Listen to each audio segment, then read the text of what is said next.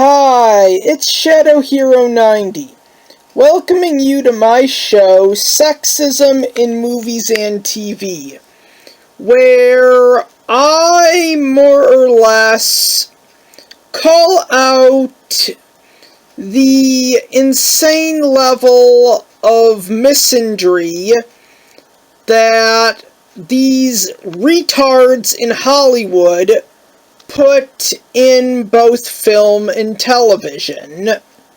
Now, I've been doing this show for 7 years.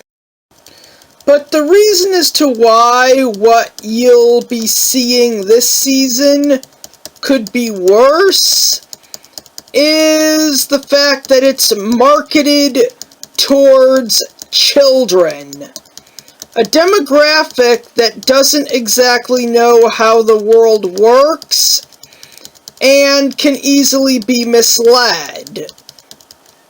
Now, what I reviewed in the Season 6 finale was gynocentric, sexist, and misandric to a degree where there's no way I would be able to get through a third viewing of this piece of shit.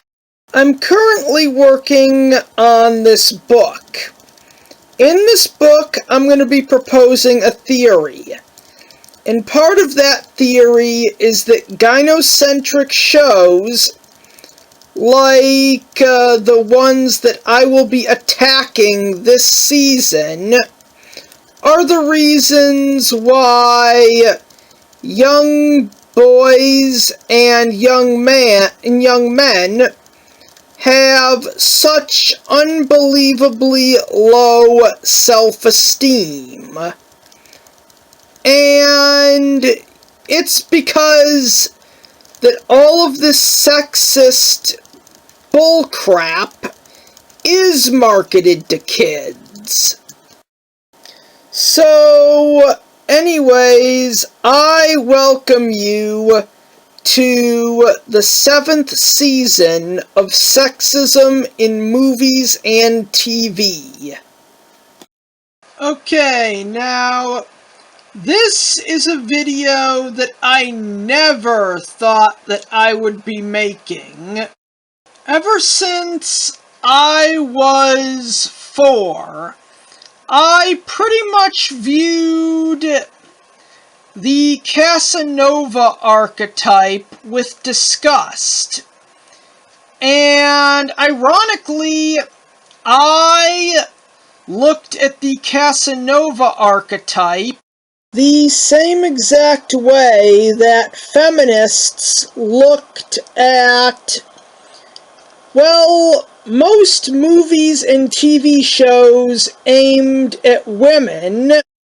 Any woman who would be a Playboy bunny, a centerfold for that magazine, Paris Hilton, and the Kardashians, in that order.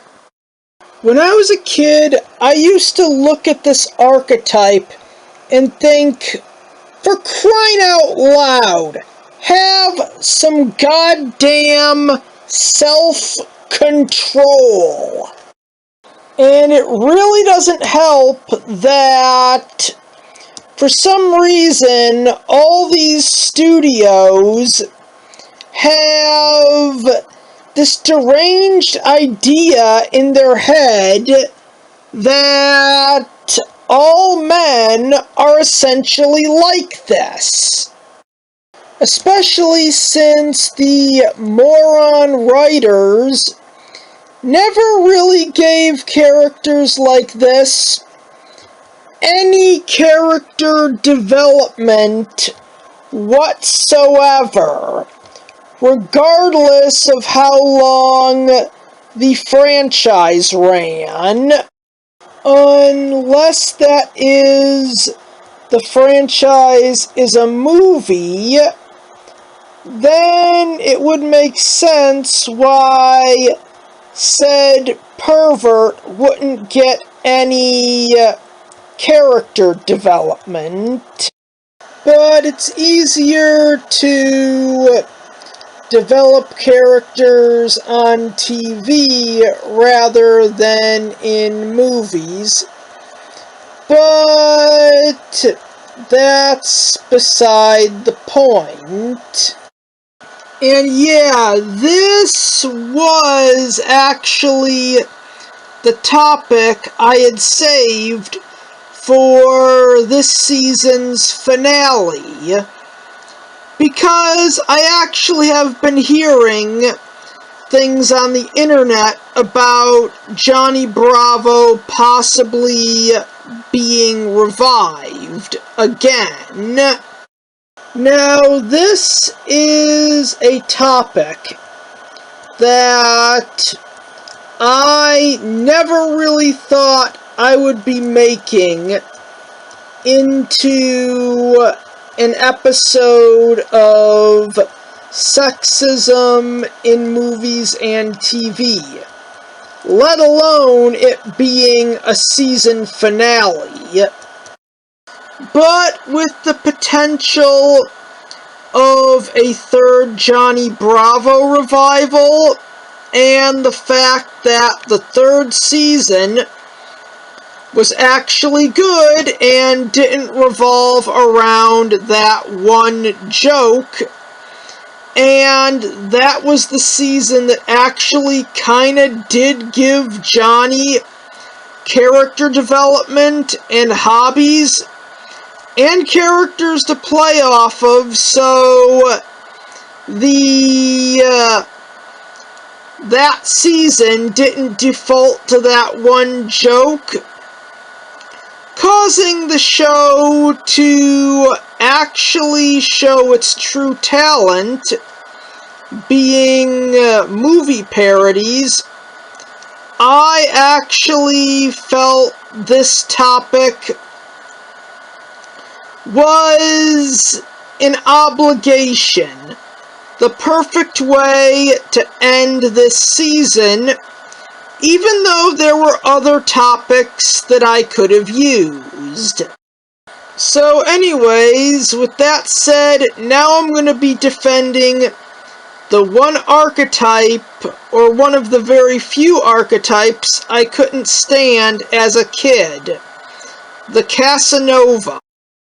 Okay, to start my defense of this archetype and show why characters like this actually aren't like these characters, I'm going to be starting off with one that was recently canceled this year, Pepe Le Pew.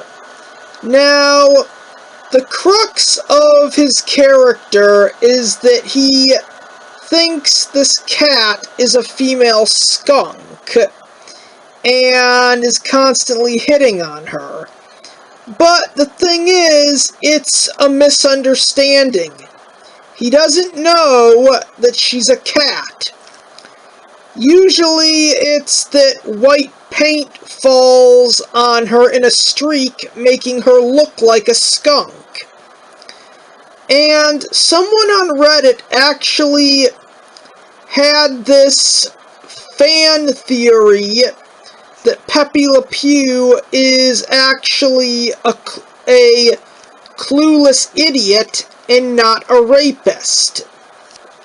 That person was absolutely correct.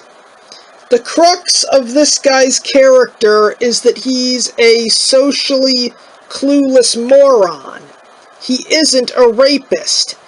If he knew that she was a cat and not a female skunk, he would not be pursuing her.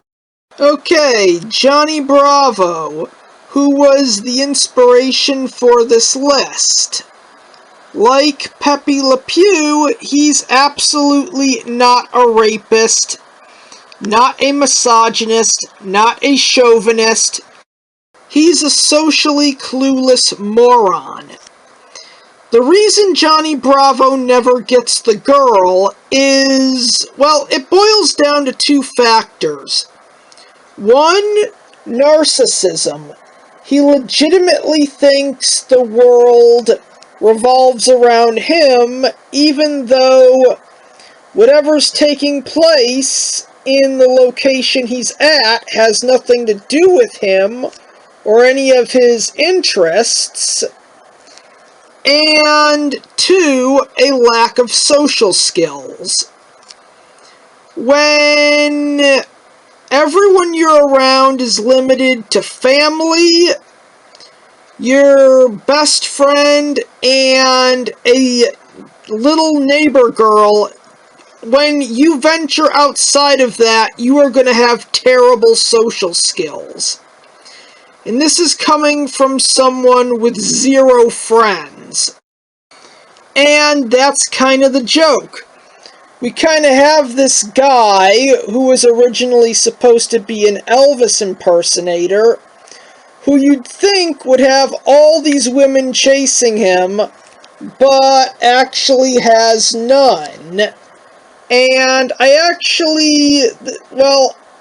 I needed Mr. Multiverse to point that one out, but everything about Johnny Bravo actually being this moron with a lack of social skills, I pointed that out in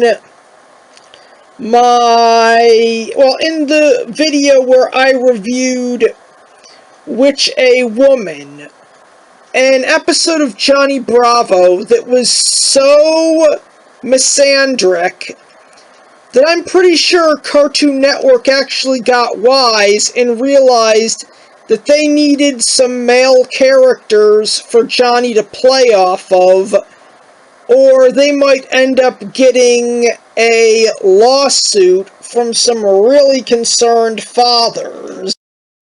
Okay, James Bond. Yeah, I know, the guy gets a lot of women, and that's why a lot of young men look up to him. But he's actually more than a guy who gets a lot of women. He's smart, strong, a good fighter. Obviously, it goes without saying, he's a super spy. He's a master of disguise, and really good with a handgun. Chef from South Park. Yes, Chef is good with women, and has slept with Cartman's mom, Leanne, on several occasions. But as Kitty Monk pointed out in her brilliant video, The Tragedy of Chef, if a woman doesn't want the attention or isn't into him, he isn't going to go after her. He, outside of being a chef, Chef has a whole ton of other characteristics. He knows a lot about the supernatural, and is even an expert, based on the fact that his parents have had encounters with the Loch Ness Monster. He is really good with music and has a lot of friends in the music industry. And, that's just what I know about this character. And to be fair, he was not only a friend to the 4 main boys, but to everyone else in South Park. Mr. Wolf from The Bad Guys. Yes, I know the film is based off a book, and yeah, this guy's really charismatic, but the only woman he seeks romantically is Diane Foxington, and she actually does share the same feelings. I assumed that just from watching the first 10 minutes of the movie that Mr. Wolf would be good with women, but surprisingly, yeah, Diane's the only woman in his life. But it wouldn't surprise me if this guy had a bunch of exes. Hell, it'd be really fun in a bad guy sequel to see Diane fight off a bunch of Wolf's ex-girlfriends.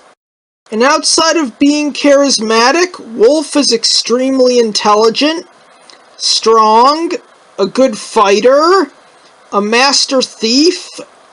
So yeah. And a good friend, as we see with his interactions with Mr. Snake. Okay, moving on from American TV to anime.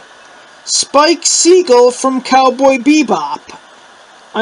One of the several anime characters who's good with women, but that is by no means the crux of his character. He has tons of other character traits. 1, he's a badass bounty hunter. 2, he's good with firearms. 3, he smokes a lot. And 4, he's actually good at hand-to-hand combat. Yes, the show gave him and Faye a will they, won't they type relationship, but in the end, he dumps Faye for Julia. And, well, although that might hurt my case, it was in the last 2 episodes. And in the final episode, Spike and his former friend turned enemy, Vicious, end up fighting to the death. And yeah, he wins, but he dies and doesn't end up with either Faye or Julia. Sasuke Uchiha from Naruto. Back in the original, in the first installment of Naruto, Sasuke had tons of girls fighting over him. But Sasuke was, and never will be, a little himbo. In all fairness, that would have never been the crux of his character. 1, he was meant to be Naruto's rival. 2, he actually was able to use levels of ninjutsu that for any other ninja except Naruto or Neji would be leagues above them. Kakashi even said that fire-style ninjutsu would take up way too much chakra for a genin.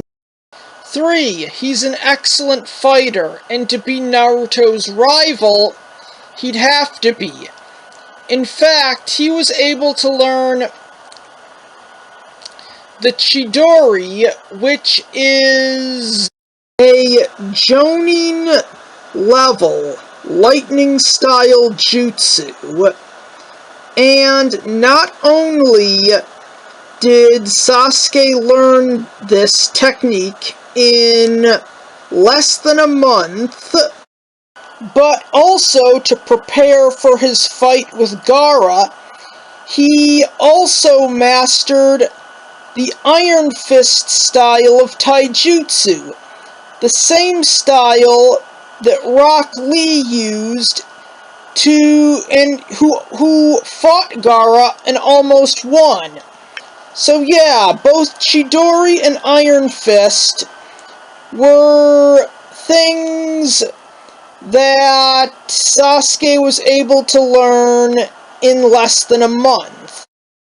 My next point would be the fact that Sasuke has a purpose, and that is to avenge the death of his family by killing Itachi, his older brother who assassinated everyone in their family except for Sasuke.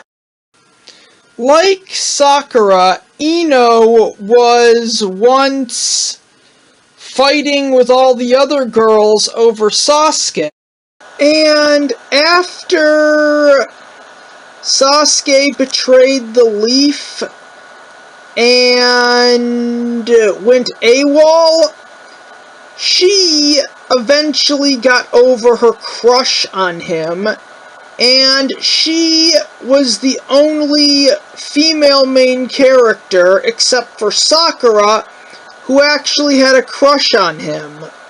So yeah, Sasuke may come off as a Casanova, but no, but by the time we get to Shippuden, I'm pretty sure everyone in the Leaf, except for Sakura and Naruto, hated his guts. Duke Devlin from Yu-Gi-Oh! Yes, he is good with getting girls' attention, but that is only one small aspect of his character. He's also really good at duel monsters. He's the world champion of Dungeon Dice Monsters, a game that he himself created, a game that was actually so successful that Maximilian Pegasus actually saw value in it. The creator of Duel Monsters saw value in this boy's game, and it was one of the very few games in the Yu-Gi-Oh! Universe to exist alongside of Duel Monsters. And he was even smart enough to concoct this whole revenge plan against Yugi. A plan that involved manipulating Joey to his advantage to force Yugi to battle him. And he basically did it in, well, a time span of less than a week. Okay, Bruce Wayne, aka Batman, the ultimate alpha male. Okay, yes. Bruce Wayne is technically a showboating playboy, but he also runs one of the most successful corporations in the DC multiverse. And also, the whole playboy thing is just an act.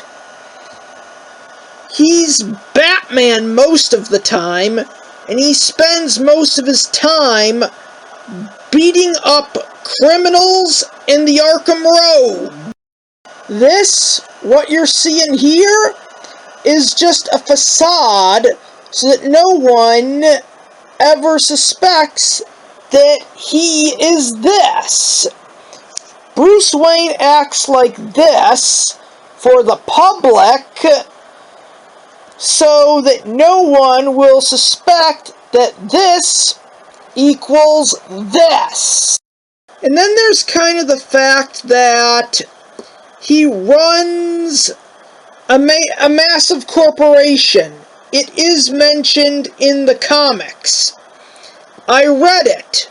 There have been rumors in the DC universe that Bruce Wayne has clones and robot duplicates of himself, basically so that he can make sure Wayne Enterprises is running as successfully as it is.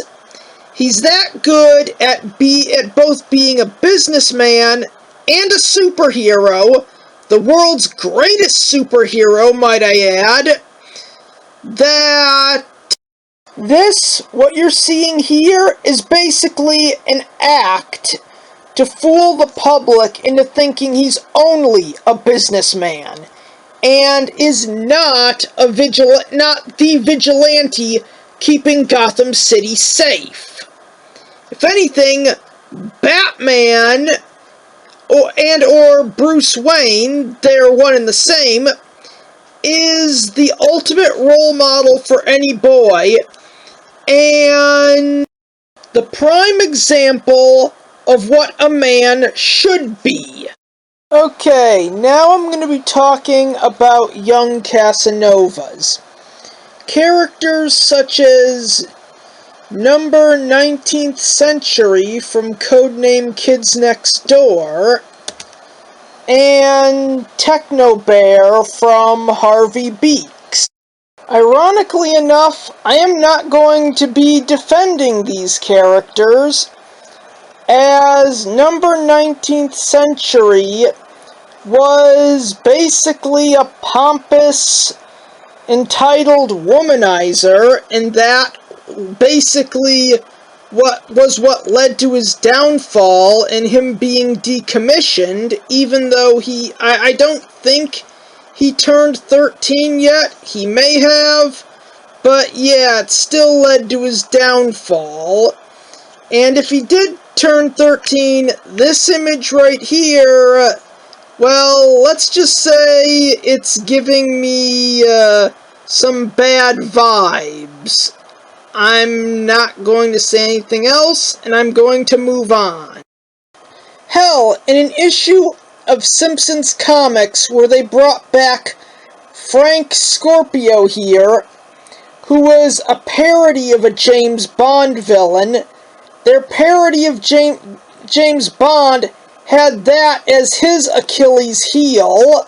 Both of those factors, might I add, when, after defeating Hank Scorpio, he put the moves on Lisa, and it didn't end well for him. Okay, moving on to Techno Bear. He's basically an idiot who thinks that, well, his life revolves around dancing and women, so he's not likely, he ain't gonna go very far in life. Hell, the Halloween episode more or less tried to teach him, well, the lesson that there's more to life than dancing and women.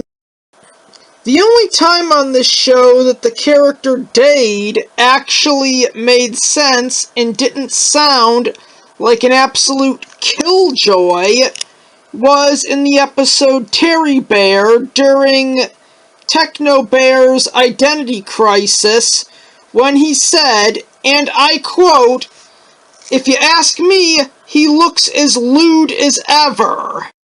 But that can be attributed to his bad parents who haven't really matured since high school.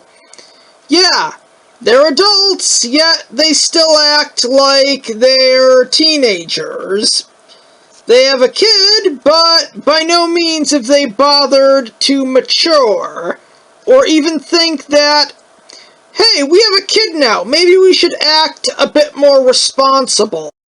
And you know, something that really pisses me off about stuff like this, in both movies and TV, is the complete hypocrisy of it all. And you're probably wondering, where does the hypocrisy come in? Well, when I was a boy, I looked at the Casanova archetype with complete disgust. As someone with absolutely no self-control, who might have actually had something wrong with him and needed help. But what happens when the genders are swapped? Answer to that question can be summed up with one word and one word only, and that word is hypocrisy. There are tons of female characters in movies, TV, video games, etc., who want a husband, a boyfriend, some kind of romantic relationship, but it usually only boils down to sexuality or money.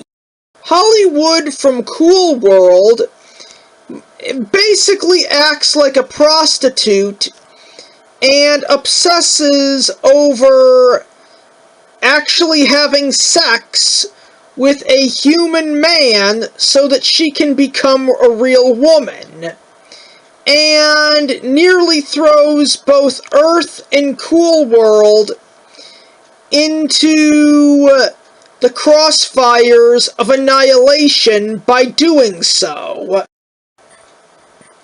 Minerva Mink's whole personality revolves around getting a boyfriend. I mentioned her on my top 10 cartoon characters who didn't get enough screen time. And yeah, if Johnny Bravo could work, a Minerva Mink spin-off show could work by doing the exact same thing with the gender swap. The villain from Grandma Got Run Over by a Reindeer was basically obsessed with money and basically had a crush on this one guy who was a billionaire, but only because he was rich. And yes, I do know that 2 out of the 3 characters that I mentioned were the villains of their movies, but believe me when I say that there are 2 other characters that are completely riddled with hypocrisy, who suffer from the exact same character flaws. The first is Lois Griffin, a woman who started out as a typical wife and mother, but as the seasons racked up, she basically, became somewhat of a sexual deviant. And even though it wasn't her prime character trait, she cheated on Peter with 2 different men, as far as I know. She was in a porno, and probably did a whole ton of other things that were in episodes that happened after I stopped watching. She doesn't really stay with Peter because, for any financial reasons, because her dad is rich, but she cheats on him. Well, she's done it twice, and it wouldn't put it past me if she did it in an episode I never saw. I do know that there is an episode where her mom violated Peter, and she has actually done the exact same thing twice in other episodes. And the other is Francine Smith, a woman who only stays with her husband to be provided for. If Stan went broke, she would instantly divorce him. She basically does whatever she wants and has no idea how good she has it. There was an episode where she was a surrogate mother for their gay friends, and I know she had her reasons, but she technically cheated on Stan to have that baby. And in a future episode, we find out that they treat that baby more like a servant than a daughter. Francine was a tramp before she married Stan, and the truth is, a lot of her desires have stayed. But since they clash with Stan's Christian values, she does try to suppress them. But here's the thing. She wants to be provided for. He's the one doing the providing. He makes the rules. In the 5th episode of this series, I reviewed the 2-part season finale, Stan of Arabia, where I more or less called out Francine for what a good-for-nothing, spoiled brat that she is.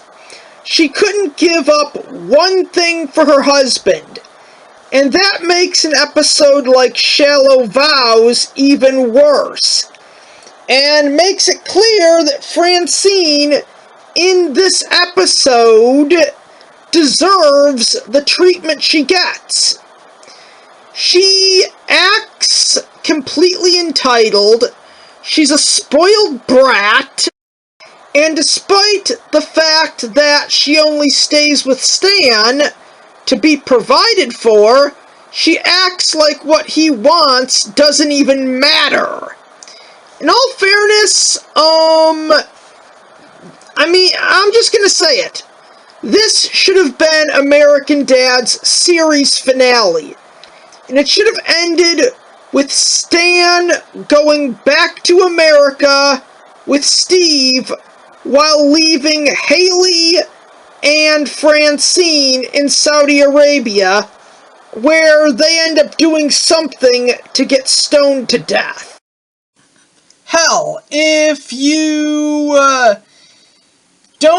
even if this wasn't supposed to be a season, hell, what I just said doesn't even need to be a series finale.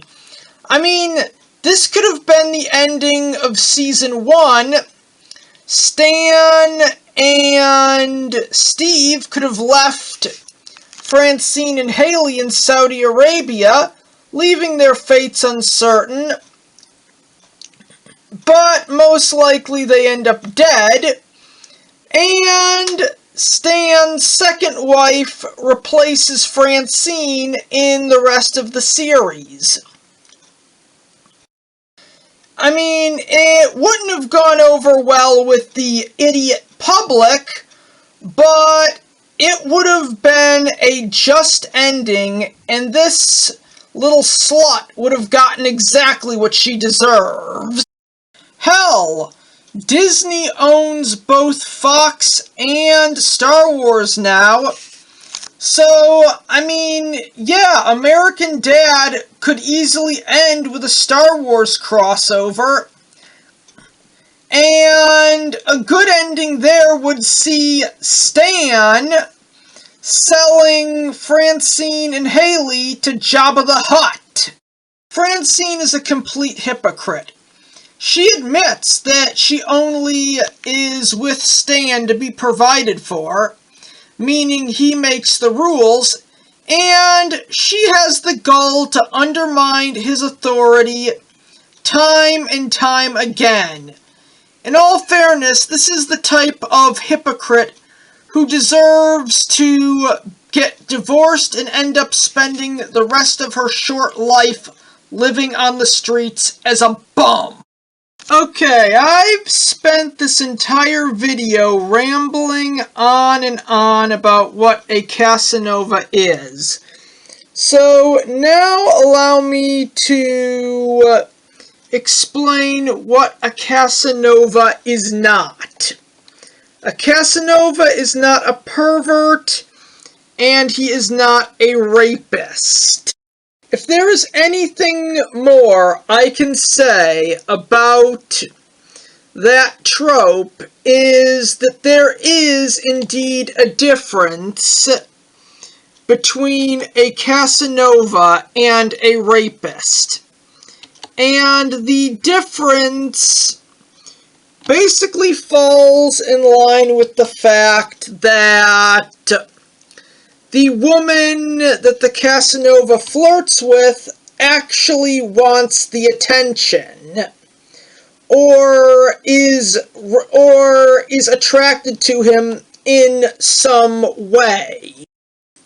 Glenn Quagmire is a sex offender who violated a member of the local high school's cheerleading squad back in Season 2.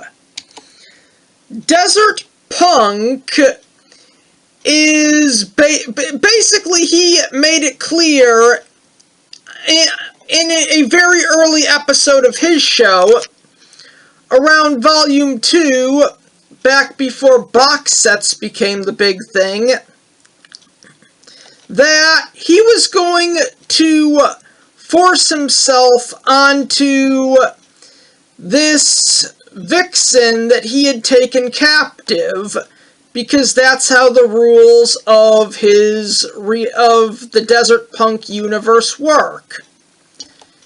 Jabba the Hutt, I don't really think I need to really elaborate that much for this example. Same thing with this one. I'm pretty sure the imagery says it all. Like I've been saying throughout the bulk of this review, when I was a kid, this archetype disgusted me. I just saw it as some guy with absolutely no self-control whatsoever. When I was a teenager, I basically just viewed them all as perverts, seeing them as no different than Glenn Quagmire. But now, looking at it as an adult, with the cancellation of Pepe Le Pew and the possible return of Johnny Bravo, I'm basically thinking, well, it's more or less an archetype that doesn't need to be there, unless the story is specifically about romance, or the story needs a love interest for some reason. But but I actually defended this archetype. I'm not like those idiots on social media, real social media, who think everything is a hate speech and would just declare the Casanova archetype as something that needs to be ripped out of fiction, and as they would be labeling it a male power fantasy. I'm actually better than that. The First Amendment of the American Constitution guarantees us freedom of speech, and that applies to works of fiction as well. And to be blunt, censoring any of these archetypes, if the rating is high enough and it's not aimed at kids, would be a direct violation of the First Amendment. The only thing in this country that is above the law. And to be frank, as a writer myself, I more or less write for me. Like the people who worked on the original Animaniacs assumed their audience would laugh at what they would laugh at, I just assume that my audience likes what I would like. And saying that, I am a defender of the First Amendment. You know the old saying, I may not agree with what you say, but I will defend to your death the right to say it. But I don't believe that freedom of speech means there's no freedom of consequences. But back on target, I have been defending this archetype, and it's because I'm not a deranged feminazi or a good-for-nothing beta male living in his parents' basement. And with that, I am bringing this video to an end.